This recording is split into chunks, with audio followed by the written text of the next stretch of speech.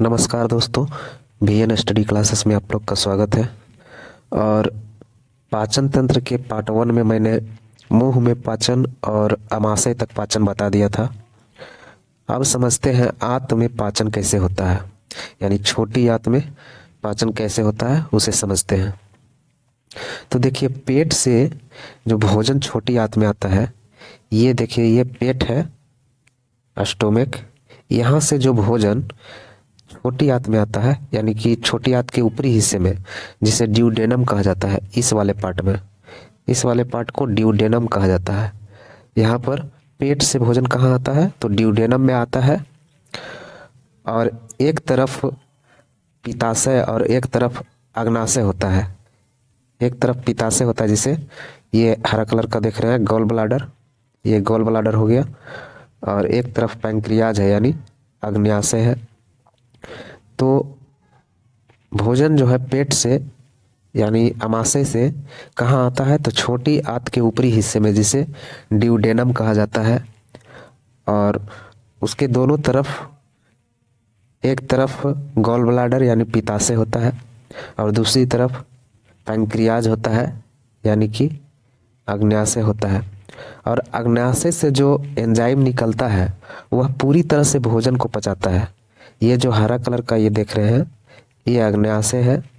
और इससे जो एंजाइम निकलेगा, इससे ये क्या है, अग्न्याशय है, अग्न्याशय। और इससे जो एंजाइम निकलेगा वह पूरी तरह से भोजन को पचाता है। देखिए, पूरी तरह से कहने का मतलब हुआ कि मुंह में जो पाचन हुआ था, मुंह में यहाँ जो पाचन हुआ था वो हुआ था स्टार्च का, यानी मंड का पाचन हुआ था मुंह में। उसके बाद पेट में, यानी कि आमाशय में जो हुआ था पाचन, वो केवल किसका हुआ था, प्रोटीन का हुआ था। वो केवल प्रोटीन का पाचन हुआ था।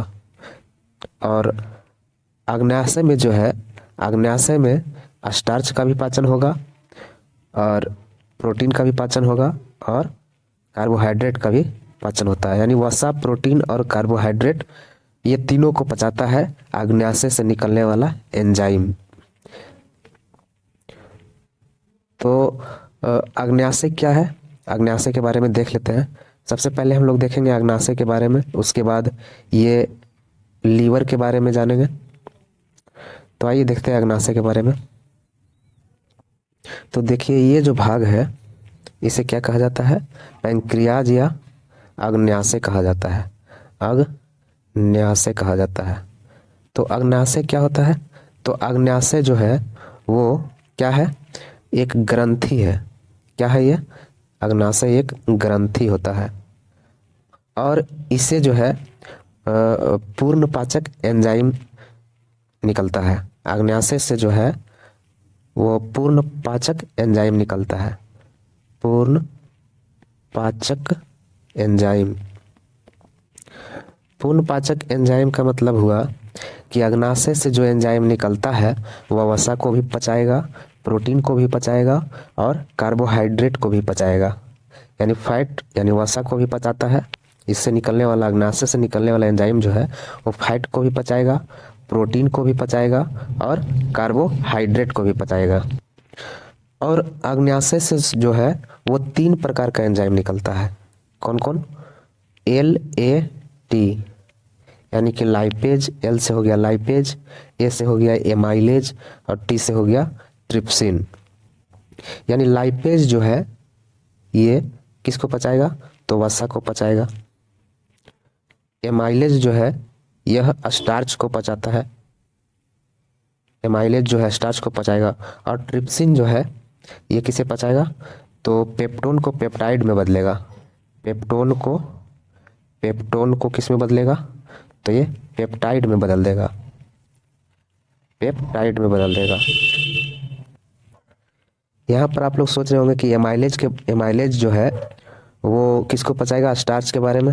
तो स्टार्च के बारे में मैंने पीछे बताया था कि स्टार्च का पाचन जो है वो मुंह में होता है। तो फिर यहाँ अग्न्याशय में स्टार्च का पाचन क्यों बता रहे हैं, तो मुंह में जो स्टार्च का पाचन नहीं हो पाता है पूरी तरह से, वो आके अग्न्याशय में पचाता है। कौन, एमाइलेज एंजाइम। तो जो मुंह में पाचन, जिस स्टार्च का मुंह में पाचन नहीं हो पाता है, वो एमाइलेज एंजाइम उसको पचा देता है, किसमें, अग्न्याशय में। और लाइपेज के बारे में बताया कि लाइपेज किसको पचाएगा, तो यह वसा को पचाता है या लिपिड, वसा या लिपिड को पचाएगा। और ट्रिप्सिन जो है यह पेप्टोन को पेप्टाइड में बदल देता है। देखिए प्रोटीन जो है, प्रोटीन का ही ये रूप है पेप्टोन, यह प्रोटीन का ही रूप होता है पेप्टोन, और यह किसको बदल देगा, तो पेप्टोन को पेप्टाइड में बदल देता है। और अग्न्याशय जो है, ये अग्न्याशय जो है ये क्या करेगा, तो तीनों एंजाइम को यानी लाइपेज, एमाइलेज और ट्रिप्सिन, ये तीनों एंजाइम को छोटी आंत में छोड़ देता है। किस में छोड़ देगा, तो छोटी आंत में छोड़ देता है। और देखिए दोस्तों, मुंह में जो पाचन हुआ उसे उसे क्या कहा जाता है, उसे बोलस कहा जाता है। मुंह में जो पाचन होता है उसे बोलस कहा जाता है, उस भोजन को बोलस कहा जाता है। और जब वह अमाशय में आता है यानी पेट में आता है तो उसे क्या कहा जाता है, काइम कहा जाता है। क्या कहा जाएगा, काइम कहा जाएगा। तो अब आइए देखते हैं लीवर के बारे में। मैंने क्या बताया अग्नाशय के बारे में, कि अग्नाशय जो है एक ग्रंथि होती है और यह पूर्ण पाचक एंजाइम होता है, क्योंकि इसमें वसा, प्रोटीन और कार्बोहाइड्रेट ये मुख्यतः तीनों को पचाता है। और इसमें 3 प्रकार के एंजाइम होते हैं, एक होता है लाइपेज, एक होता है एमाइलेज और एक होता है ट्रिप्सिन। लाइपेज जो है किसका पाचन करेगा, तो वसा का। एमाइलेज जो है स्टार्च का पाचन करता है और ट्रिप्सिन जो है वो प्रोटीन का पाचन करता है, या फिर इसे कह सकते हैं कि पेप्टोन को पेप्टाइड में बदल देता है। और यह जो तीनों एंजाइम है वो किस में छोड़ देगा, तो छोटी आंत में छोड़ता है। अग्नाशय जो है, ये अग्नाशय जो है तीनों एंजाइम को कहाँ छोड़ देगा, तो छोटी आंत में छोड़ देता है। अब देखिए ये लीवर है, लीवर क्या करता है, तो लीवर जो है ये क्या है, लीवर है। और लीवर जो है पित्त का निर्माण करता है। किसका निर्माण करेगा, तो लीवर पित्त का निर्माण करता है। पित्त या जिसे गॉल भी बोलते हैं, पित्त या गॉल भी बोलते हैं, यह पित्त का निर्माण करता है। और पित्त जो है, पित्त कैसा प्रकृति का होता है, तो यह क्षारीय प्रकृति का होता है। पित्त जो है क्षारीय प्रकृति का होता है। देखिए ऊपर से जो आ रहा था भोजन, वो कैसा भोजन था, अम्लीय भोजन था। और यह जो पित्त है यह कैसा होता है, तो क्षारीय होता है। और यह जब भोजन छोटी आंत में जाएगा तो उसे मेंटेन रखने के लिए एक भोजन तो अम्लीय होता ही है और ये क्षारीय दोनों मिलके उसको मेंटेन करेगा, बैलेंस कर देगा। तो पित्त कैसा होता है, तो क्षारीय होता है। और लीवर जो है पित्त का निर्माण करता है और पित्ताशय में स्टोर करता है। ये जो पित्त निकलता है लीवर से, ये किस में स्टोर होता है, तो पित्ताशय में स्टोर होता है। पित्ताशय जिसे गोल ब्लाडर कहते हैं। ये देखिए ये छोटा सा हरा सा ये जो है यहाँ पर ये होता है पित्ताशय। तो पित्त का निर्माण होकर के कहाँ स्टोर होता है, तो इस पित्ताशय में स्टोर होता है, यानी गॉल ब्लाडर में स्टोर होता है। और यह पित्त जो है छोटी आंत में आ रहे अम्लीय भोजन को क्या करेगा, तो क्षारीय कर देता है। और पित्त का पीएच मान क्या होगा, तो इसका पीएच मान होता है, पित्त का पीएच मान जो हो जाएगा कितना होता है, 8 होता है। यह बहुत ही क्षारीय होता है, बहुत कड़वा होता है। और पित्त क्या करेगा, तो पित्त जो है यह वसा का पाचन करता है। किसका पाचन करेगा, वसा का पाचन करेगा पित्त। और इस प्रक्रिया को क्या कहा जाएगा, तो इमल्सिफिकेशन कहा जाता है। पित्त जो है वसा को पचाता है और इस पचाने की क्रिया को क्या कहा जाता है, इमल्सिफिकेशन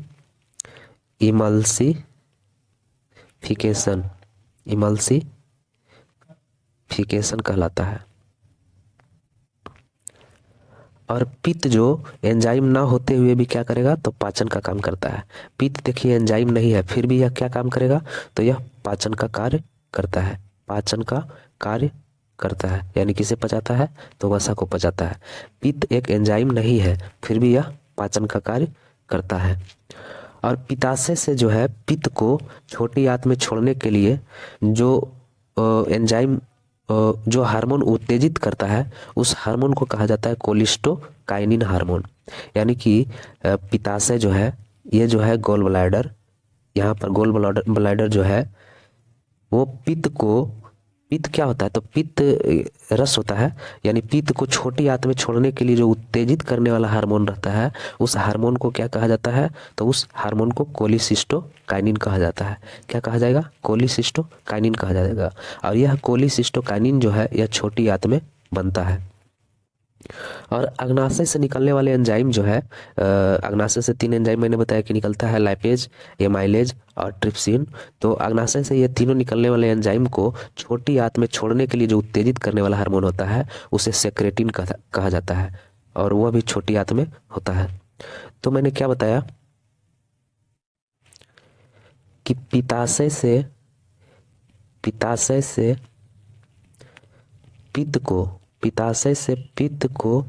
पित्त को छोटी आंत में छोड़ने के लिए उत्तेजित करने वाला हार्मोन क्या कहलाता है, तो इसे कहा जाता है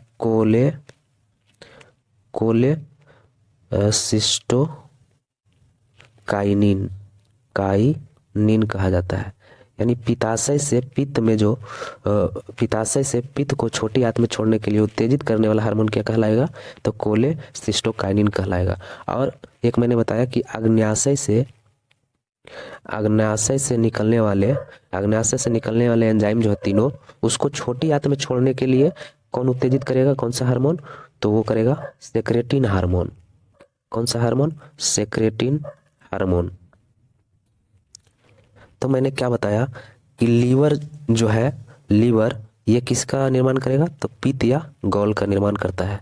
और पित्ताशय जिसे गॉल ब्लैडर बोला जाता है, उसमें पित्त का पीएच मान कितना होता है, तो 8 होता है। और पित्त जो है वो भोजन को क्या करेगा, तो क्षारीय बनाने का काम करता है। और यह वसा का पाचन भी करता है। पित्त जो है वसा का पाचन भी करेगा, जिसे इमल्सिफिकेशन कहा जाता है। और यह एंजाइम ना होते हुए भी क्या करेगा, तो पाचन का काम करता है। और मैंने बताया कि इसे उत्तेजित करता है कौन, तो कोलेसिस्टोकाइनिन हार्मोन। यानी पित्ताशय से पित्त को छोटी आंत में छोड़ने के लिए उत्तेजित करने वाला हार्मोन क्या कहलाएगा, तो कोलिसिस्टोकाइनिन कहलाता है।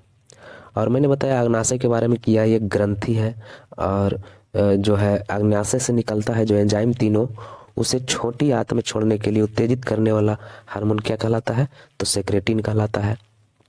और अग्नाशय के बारे में मैंने बताया कि यह एक पूर्ण पाचक एंजाइम है, जिसमें वसा, प्रोटीन और कार्बोहाइड्रेट तीनों का पाचन होता है। इससे 3 प्रकार का एंजाइम निकलता है। अग्नाशय से 3 प्रकार का निकलता है, कौन कौन, तो लाइपेज और एमाइलेज और ट्रिप्सिन। और मैंने क्या बताया कि लाइपेज जो है वसा का पाचन करेगा, और एमाइलेज जो है स्टार्च का पाचन करेगा, और ट्रिप्सिन जो है प्रोटीन यानी पेप्टोन को किस में बदलेगा, पेप्टाइड में बदलेगा। क्या कहा मैंने, लाइपेज जो है वसा का पाचन, एमाइलेज स्टार्च का पाचन, और ट्रिप्सिन प्रोटीन का पाचन करता है। अब देखते हैं छोटी आंत यानी स्मॉल इंटेस्टाइन का के बारे में क्या होता है। तो यह जो है भोजन जो है किस में रहता है, छोटी आंत का ऊपरी हिस्सा, जिसे ड्यूडेनम मैंने बताया कि यह जो है भोजन ड्यूडेनम में रहता है। उस भोजन को छोटी आंत में फैलाने का जगह जेजुनम देता है। यहाँ जो है ड्यूडेनम, मैंने बताया था कि आमाशय से यानी पेट से भोजन कहाँ पर आता है, तो वो ड्यूडेनम में आता है। और ड्यूडेनम से भोजन जो है वो छोटी आंत के बिचले हिस्से में जाएगा, जिसे जेजुनम कहा जाता है। और यह जेजुनम जो है वो किसका काम करेगा, तो जेजुनम जो है वो भोजन को फैलाने का काम करता है। और यह जेजुनम जो है छोटी आंत का बिचला हिस्सा होता है। देखिए ये ऊपरी हिस्सा जो है, ये छोटी आंत का ये ऊपरी हिस्सा जो है ये क्या कहलाता है, तो ये ड्यूडेनम कहलाएगा। और ये बिचला हिस्सा जो है ये जेजुनम कहलाएगा। और ये निचला हिस्सा जो है इसे इलियम कहा जाता है। तो भोजन ड्यूडेनम में जब रहता है, उस भोजन को छोटी आंत में फैलाने का जगह कौन देता है, तो वह देगा जेजुनम। और छोटी आंत के निचले भाग को क्या कहा जाएगा, तो छोटी आंत के निचले भाग को इलियम कहा जाता है। क्या कहा जाता है, इलियम कहा जाएगा। इसे क्या कहा जाता है, इलियम कहा जाता है। यानी छोटी आंत के निचले भाग को क्या कहा जाएगा, इलियम कहा जाएगा। और इसमें पाचन भी होता है और अवशोषण भी होता है। यानी कि इलियम में जो है ना, इलियम में भोजन का पाचन भी होगा और जल का अवशोषण भी होता है और भोजन का अवशोषण भी होता है। इलियम में एक एंजाइम पाया जाता है जिसे कहा जाता है इरेप्सिन कहा जाता है। इसे क्या कहा जाएगा, तो इरेप्सिन कहा जाता है। यानी कि इलियम में एक एंजाइम रहता है, इसे क्या कहा जाता है, इरेप्सिन कहा जाता है। और यह प्रोटीन को क्या करेगा, तो पचाता है। इरेप्सिन जो है किसे पचाएगा, तो प्रोटीन को पचाता है। यहाँ जो इलियम में प्रोटीन आया वह पेप्टाइड के रूप में आता है। मैंने बताया था क्या कि पहले जो है प्रोटीन जो है वो पेप्टोन रहता है, उसके बाद क्या हो जाता है, पेप्टोन को पेप्टाइड में बदलता है, पेप्टाइड में बदल जाता है। और यही पेप्टाइड को जो इरेप्सिन जो है वह एमिनो एसिड में बदल देता है। और यहाँ पर पाचन पूरी तरह कंप्लीट हो जाता है। कहाँ पर, तो इलियम में। तो इलियम में प्रोटीन का कौन सा रूप पहुँचता है, तो पेप्टाइड पहुँचता है इलियम में। और इलियम में जो है एक एंजाइम रहता है जिसे इरेप्सिन कहा जाता है। इरेप्सिन क्या करता है, पेप्टाइड को एमिनो एसिड में बदल देता है और यहाँ पर पाचन पूरी तरह जो है कंप्लीट हो जाता है। तो मैंने क्या बताया कि छोटी आंत में जो है पाचन पूर्ण होता है। यहाँ पर छोटी आंत के कौन से भाग में, तो इलियम में। और यहाँ पाचन भी होता है भोजन का और अवशोषण भी होता है। और छोटी आंत का मैंने 3 भाग बताया, ऊपरी भाग ड्यूडेनम, बीच वाला भाग जेजुनम और सबसे निचला भाग इलियम कहलाता है। छोटी आंत से जो है वो और सारे 4-5 प्रकार के एंजाइम निकलते हैं। जैसे माल्टेज जो है वो माल्टेज किसको बदलेगा, तो यह माल्टोज को बदलेगा, माल्टोज। और ग्लैक्टोज जो है, ग्लैक्टोज ग्लैक्टेज जो है, ये ग्लैक्टेज है, ग्लैक्टेज जो है वो ग्लैक्टोज को, ये सब आसान है। ये जो है सुक्रेज, मिलता जुलता नाम है। सुक्रेज किसको बदलेगा, तो यह सुक्रोज को। और इरेप्सिन जो है मैंने क्या बताया कि इरेप्सिन जो है वो किसे बदलेगा, तो पेप्टाइड को किस में बदल दिया था, अभी मैंने बताया था पेप्टाइड को एमिनो एसिड में बदल दिया था। तो छोटी आंत से निकलने वाले एंजाइम माल्टेज जो है माल्टोज को बदलेगा, ग्लैक्टेज जो है ग्लैक्टोज को बदलेगा, सुक्रेज जो है सुक्रोज को बदलेगा, इरेप्सिन जो है पेप्टाइड को एमिनो एसिड में बदलने का काम करता है। और इलियम में अंगुली नुमा संरचना पाई जाती है। ये जो छोटी आंत है, इस तरह से जो छोटी आंत है, ये निचला भाग जो है वो क्या कहलाएगा, इलियम कहलाएगा। इसमें जो है अंगुली नुमा इस तरह से अंगुली नुमा जो है वो संरचना पाई जाती है, जिसे क्या कहा जाता है, तो इसे विली कहा जाता है। विली या विलाई भी पढ़ते हैं, विली कहा जाता है, जो कि अवशोषण का काम करता है। अभी भी देखिए, इतना भोजन का तो अवशोषण हो गया, लेकिन अभी तक जल का अवशोषण नहीं हुआ है। तो अब जल जो है वह कहाँ जाएगा, तो छोटी आंत के बाद कहाँ जाता है, तो बड़ी आंत में जाता है। तो अब देख लेते हैं बड़ी आंत के बारे में। ये बड़ी आंत का फिगर है और इसके कई भाग होते हैं। जैसे ये जो है, ये वाला भाग, इस साइड वाले भाग को कहा जाता है एसेंडिंग कोलोन और ऊपर वाले भाग को कहा जाता है ट्रांसवर्स कोलोन और इस नीचे वाले भाग को कहा जाता है इसे कहा जाता है डिसेंडिंग कोलोन। तो ये ऊपर वाले इस भाग को क्या कहा जाएगा, एसेंडिंग कोलोन। और ये जो है समानांतर वाला, इसे कहा जाएगा ट्रांसवर्स कोलोन। और इस वाले साइड को कहा जाएगा डिसेंडिंग कोलोन। और ये जो है ये जल बड़ी आंत जो है वो क्या करेगा, तो जल का अवशोषण करता है और जल को अवशोषित करने का काम करेगा। और इसका निचला भाग जो होता है, ये वाला, ये देखिए, इस भाग को सीकम कहा जाता है। इस भाग को क्या कहा जाएगा, तो इस भाग को सीकम कहा जाता है। और सीकम के नीचे जो है वो, ये देखिए, सीकम के नीचे ये जो छोटा सा ये अवशेषी अंग जो लटका हुआ है, इसे कहा जाता है अवशेषी अंग या अपेंडिक्स कहा जाता है। और जब भोजन जो है मुंह में होता है तो उसे मैंने क्या बताया, क्या कहा जाता है, तो उसे बोलस कहा जाता है। और पेट में जब रहता है भोजन तो उसे कहा जाता है काइम। और ये देखिए, जब ये बड़ी आंत के निचले हिस्से में यहाँ पर जब भोजन पहुंच जाता है, यानी मलाशय में जब भोजन पहुंच जाता है तो इसे कहा जाता है क्या, काइल कहा जाता है।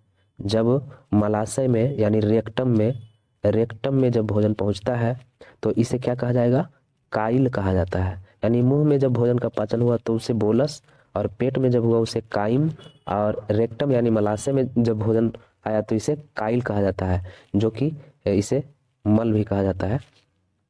और यह जो मल है वह गुदा के द्वारा, ये देखिए ये निचला पार्ट जो है गुदा या इसे एनस कहा जाता है, यह एनस के द्वारा जो है बाहर निकल जाता है।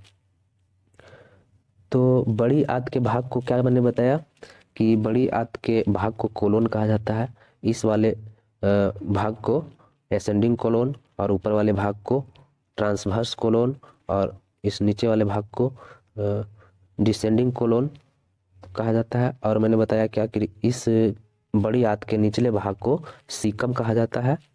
और सीकम के नीचे जो रहता है हल्का सा कभी कभी मांस बढ़ जाता है जिसे अपेंडिक्स कहा जाता है, वह अवशेषी अंग होता है। और उसके बाद देखिए रेक्टम में जब पहुंचता है काइल तो उसमें बिलिरुबिन पाया जाता है, जिसके कारण मल का रंग जो है वो कैसा हो जाता है, पीला हो जाता है। तो मल का जो रंग है पीला वो किसके कारण होगा, तो बिलिरुबिन के कारण होता है।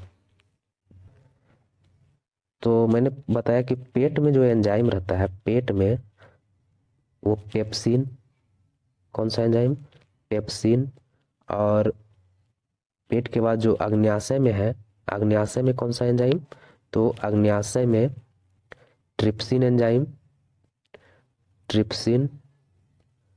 और छोटी आंत में, छोटी आंत में, छोटी आंत में इरेप्सिन, इरेप्सिन एंजाइम मैंने बताया।